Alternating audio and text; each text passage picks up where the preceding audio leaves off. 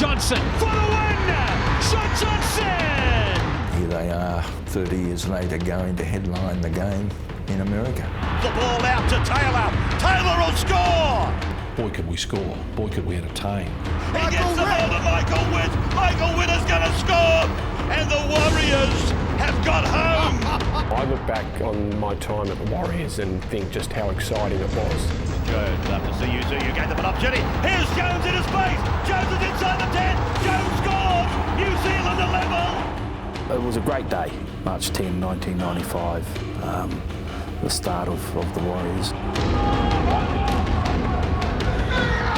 I'm absolutely thrilled and delighted for the Auckland Warriors. Thank you very much.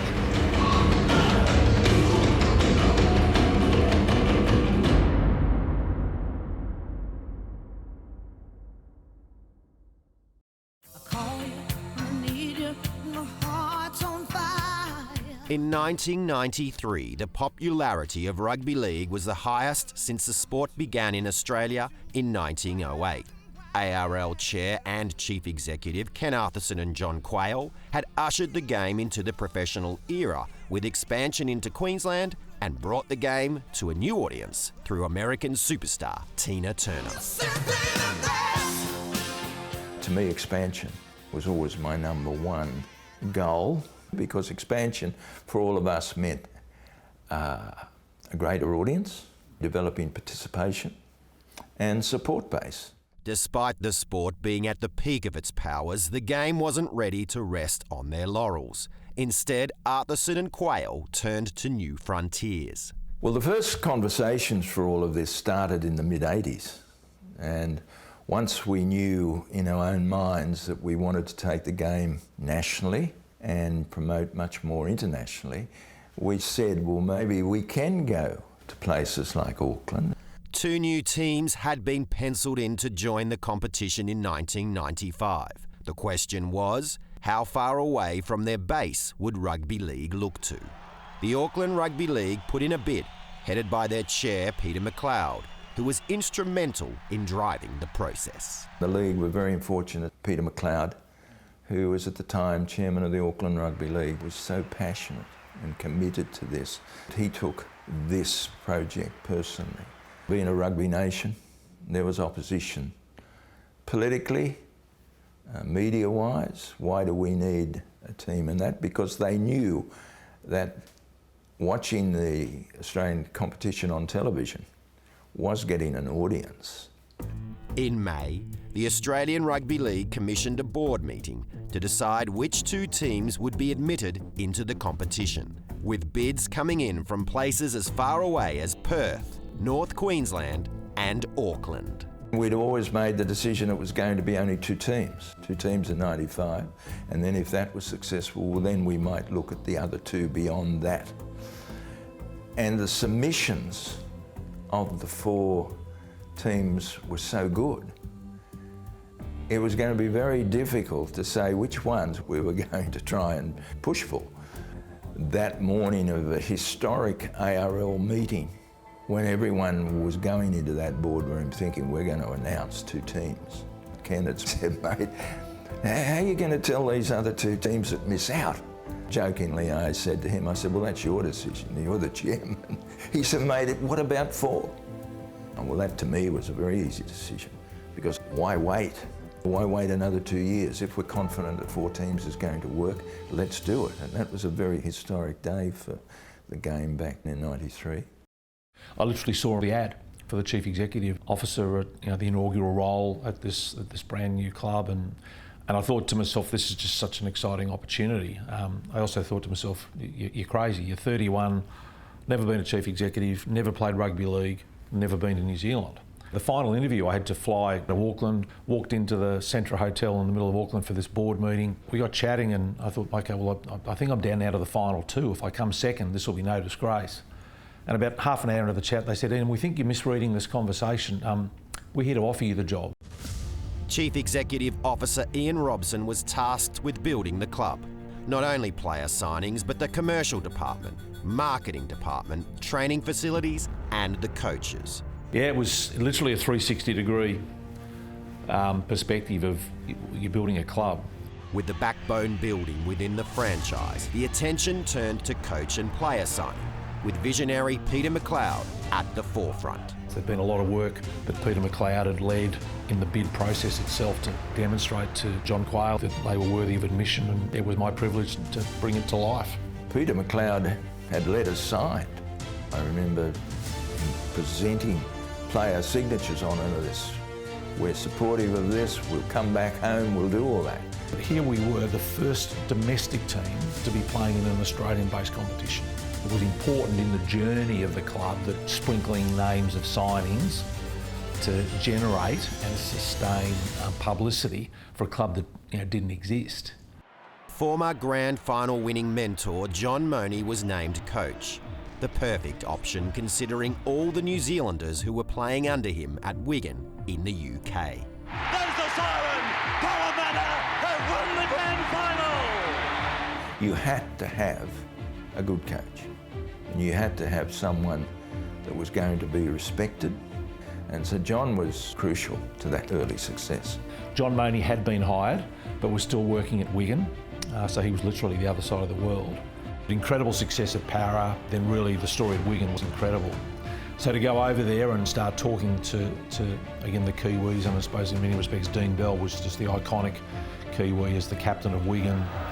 Dean Bell, straight up the middle goes Bell, he's going to score! Dean Bell underneath the post! He was literally, and I don't use this word loosely, a warrior. And when we were able to have a conversation with Dean that this was going to be the perfect way to wrap his career, to come home and be our inaugural captain, that really again set a tone about the calibre of not just player but of character we were looking for. John Mooney, who was my coach at Wigan at the time, he was announced as the first Auckland Warriors coach, but not for 1 minute did I think I'd be joining him. He stopped me in the car park and he says, Dean, he says, I want you to come back and captain the Warriors in that first season.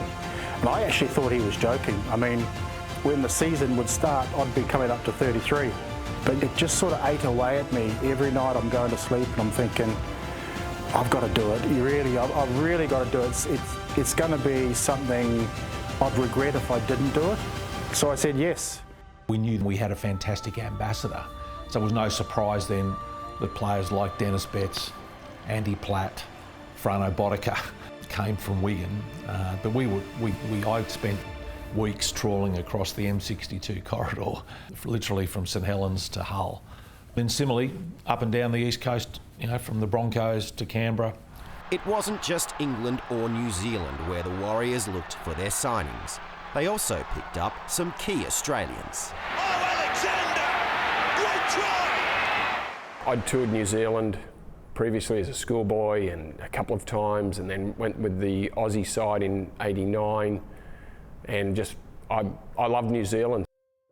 Greg Alexander had led the Panthers to a maiden premiership in 1991, but tragically lost his brother to a car accident the following year. The Alexander family and the Penrith team would never be the same. I remember going into the family home in Penrith the first time I met, and it was like a shrine to Ben. I think it was actually perfect timing for Greg and for MG. The rest of the family were moving west, and I did speak to Peter Mulholland about going to the Western Reds, but decided that the Warriors were a good fit. They couldn't have gone any further geographically apart than that. And Greg, just a creative genius, perfect for someone like Stacey to learn about by playing alongside, training alongside, travelling alongside. Just a fantastic person, and thrilled to be able to call him a friend.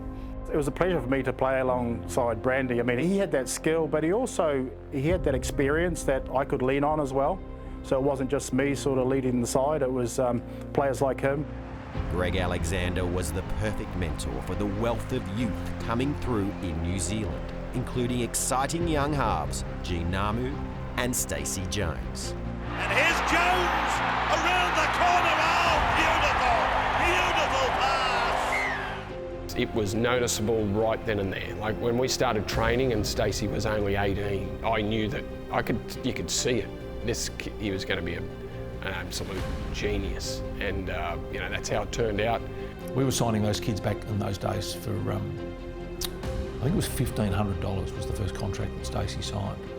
So we're sitting in the lounge room with Bill and Ram and his mum and dad, John and I, and his parents are just in awe that here's this legendary coach sitting in their lounge room. And I've got my business here, well, we're here to do a piece of business, but let's, we embrace all of that. And the kicker I said at the time was, look, if you sign your contract, we'll give you 50% of it up front on signing. And you look at the player that Stacey has become, and that was literally, you talk about humble, there's no sort of glitz and glamour of boardrooms. That was just done in the lounge room at home. He fools everybody and takes a point. Very exciting for a young kid growing up in Auckland. The opportunity, that one day a dream could come true, and there was a whole bunch of us young kids coming through that you'd played a lot of footy with growing up. Logan Swan, Joe and Nigel Vagana. Big Joe Vagana, who when he finally signed, said yes in the kitchen at Carlaw Park. His dad looked at John and I and said, emotionally, I give you my boy. No, we don't want you to give him to us. We just want him to be a part of the Auckland Warriors. Fortunate enough to be around at that age, 15, 16, 17, when it came about, and it was just a surreal feeling that, this was coming to New Zealand. I was very proud of what he's achieved, and, he's obviously a legend of the game. I was more than happy to move to fullback and play a bit of 5'8". Once Stacey started playing 7, he was the man for the job. We've still got a great friendship, and I'm still in touch with Stacey. I grew up watching Brandy, and then all of a sudden you're playing alongside him, and he took me under his wing, and he taught me a lot of stuff about the game, and he was just a wonderful player for myself that taught me so much. On the other end of the age spectrum came perhaps the most important signing of all, the day John Quayle converted from the All Blacks. If there's anyone in Auckland who represents old rugby league, it's a bloke called Peter Charles Leach. Most rugby league people know him as the Mad Butcher.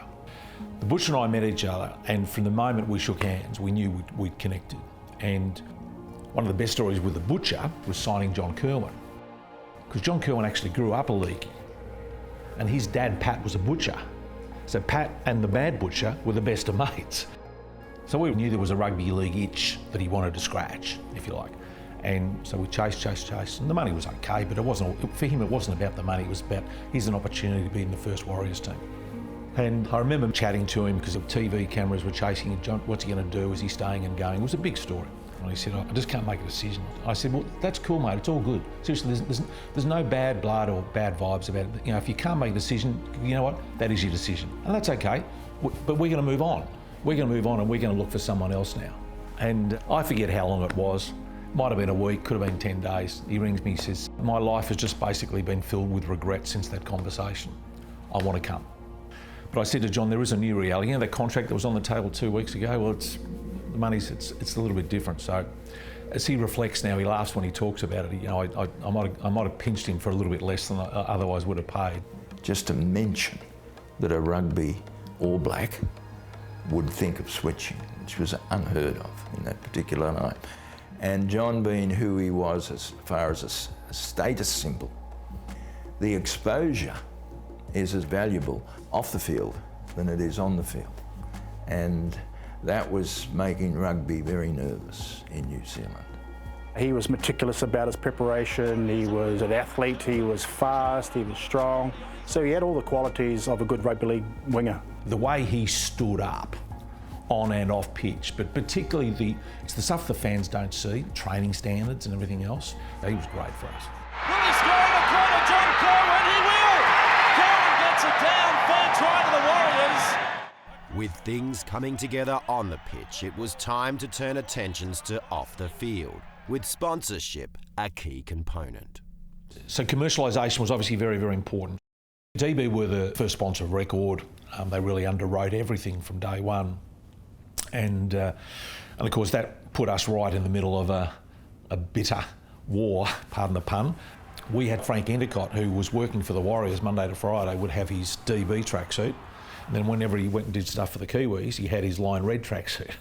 So you just had to manage all of those things and just have a little bit of maturity about it all, because whilst we were Auckland, we essentially owned commercially New Zealand. And Everybody was looking for a way to get in and a way to be involved. The deal we did with Ericsson for the naming rights was pretty cool. The first Ericsson stadium anywhere in the world. And I mean, there's a name that sadly has disappeared off the commercial landscape, but the Ericsson phone, once upon a time, was right up there, probably with the Motorola as the cool phone. Mitsubishi, they ended up launching a vehicle called the Warrior. But I couldn't talk about the commercial story there without talking about Liz Dawson. Liz was the marketing director of the New Zealand Rugby Union. To be able to lure Liz to come across and be a part of something as bold as a franchise like this, how exciting. Liz worked with a guy called Mike Mizrahi.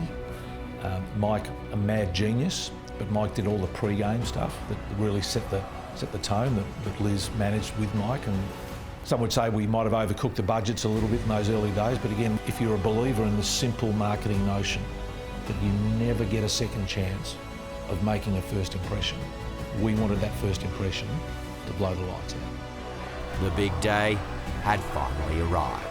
The Warriors to host competition heavyweights, the Brisbane Broncos, in the opening match of the 1995 season. That week was crazy. There's a few people still standing in roles of seniority. One of them is Winston Peters, who called me that week because he didn't have a ticket. The excitement around Auckland and the whole country was unbelievable. It was just massive. It was huge. Everybody wanted a ticket. It was the hottest ticket in town. We had planned to launch the 4 teams in a way that had never been done. We were fortunate with a major sponsor in Ansett. So all the prominent media were on that plane to go there, sell-out crowd, playing the Broncos. The hype was enormous. At that stage, the Broncos were like this colossus. It was like a state of origin team playing in the comp every week. I'm sort of coming from a different mindset. We want to be equal with the Broncos, strong, competitive, because we think that's good for the competition. As another chapter in rugby league history unfolds. It was just the perfect scenario, particularly Liz Dawson, Mike Mizrahi. So before there were fireworks on the field, the scenario, and I just remember being blown away by it all. And you know, as an administrator, then yes, you sit in the ground and you think, okay, this was a pretty good decision. And here they come. Dean Bell will cherish and remember this magic moment in his rugby league career like none other. We had our admin and training building. It was like a cul-de-sac, was on the opposite side to the ground, and there was a tunnel. So the guys would go and get changed in their training area, and then they would come through this tunnel. It was the perfect theatrical backdrop, and then we literally leveraged that with the fire, the drums. A huge sense of pride while I was standing there. I allowed myself to the satisfaction of actually taking it a little bit more in than I usually do. I liken it to running out at Wembley in front of 100,000 people. Running out in the tunnel where the flames were all around us, it was pretty unique, so pretty special. There was only one person I wanted to stand next to when they came through, and that was John Money. And I remember just standing here with my hand on his shoulder and said, mate, we've done it. You know, and you know, they're here, this is real. Whatever happens tonight and beyond, no one can take this moment away from us.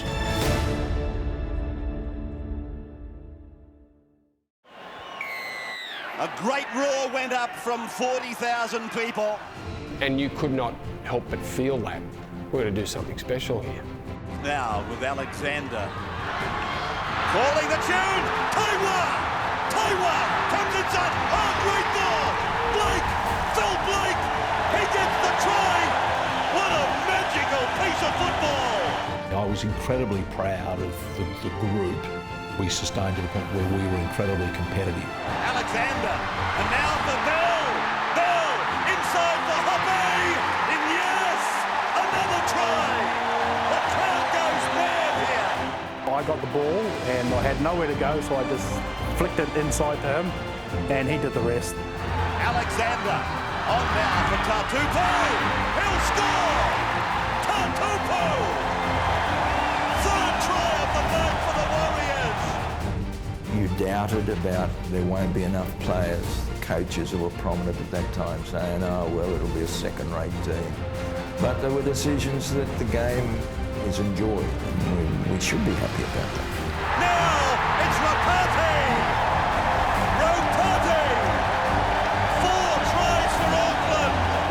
Warriors were on the verge of an historic victory before a Broncos legend made his mark. We almost did.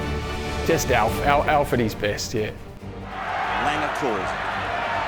Inside the 10, goes himself and scores! The game unfolded and Alfie got us late, but nothing but special memories of an incredible entree for this era of expansionism.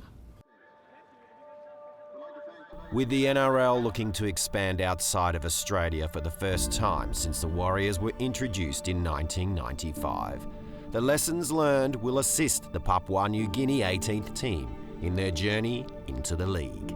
That's all just part of history. The game has just been growing and growing, and the decision now with Port Moresby will be another step in. It'll be hard, but think what it's going to be like in 30 years' time. At a time when the game's looking to expand internationally again, I think those first 5 years, with the benefit of time, age well. From my experience with the start-up side, it's so important to get the senior players and the coach right. And I'm sure PNG will be able to do that come 2028 when they join the competition, as long as they get the right people in charge.